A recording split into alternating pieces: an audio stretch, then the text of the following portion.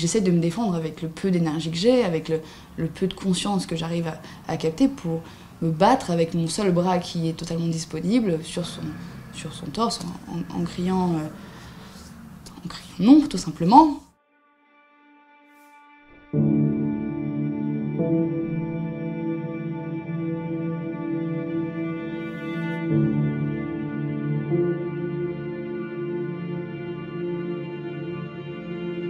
Qui démarre et tout de suite je m'écroule sur la banquette arrière.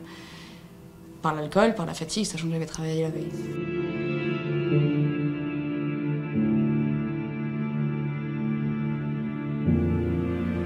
Puis là, le moteur se coupe, les portières se verrouillent et le siège passager se déplace, comme si on voulait laisser de la place à l'accès à quelqu'un pour qu'il puisse accéder de l'avant à l'arrière.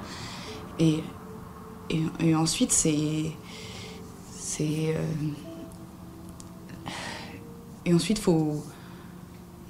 un cauchemar. C'est un cauchemar parce on lutte, on se dit mais je suis où Et j'essaie de me défendre avec le peu d'énergie que j'ai, avec le peu de conscience que j'arrive à capter pour me battre avec mon seul bras qui est totalement disponible sur son torse en criant non, tout simplement.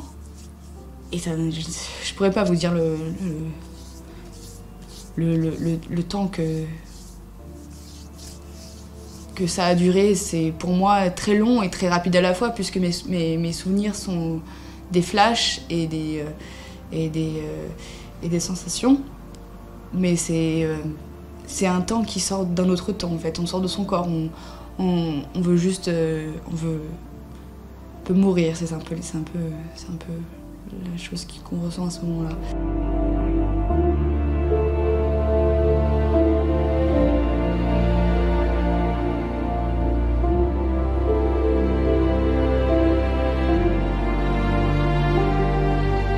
Il faut savoir qu'entre le lieu de la boîte de nuit et chez moi, il y a à peu près 15-20 minutes, allez 25 si on pousse, au petit matin, sachant qu'il n'y a pas de circulation non plus, pour arriver jusqu'à chez moi. Je suis rentrée chez moi, j'ai ouvert la porte de chez moi plus d'une heure et demie, à peu près 1h30 plus tard. Entre-temps, comme j'ai pu l'expliquer, je ne sais pas vraiment où il m'a emmenée, je ne sais pas du tout même où il m'a emmenée.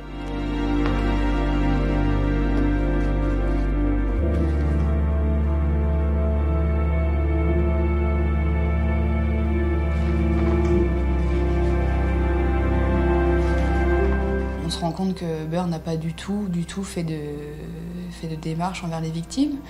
Ils ne prennent pas leurs responsabilités, en ce sens que moi, dans mon affaire, il ne s'agit pas du chauffeur que j'aurais dû avoir, mais de son frère. C'est-à-dire qu'il y a possibilité, dans leur plateforme, de donner son compte, de sous-louer son compte à autrui, ne connaissant pas son casier judiciaire, ne connaissant pas sa personne.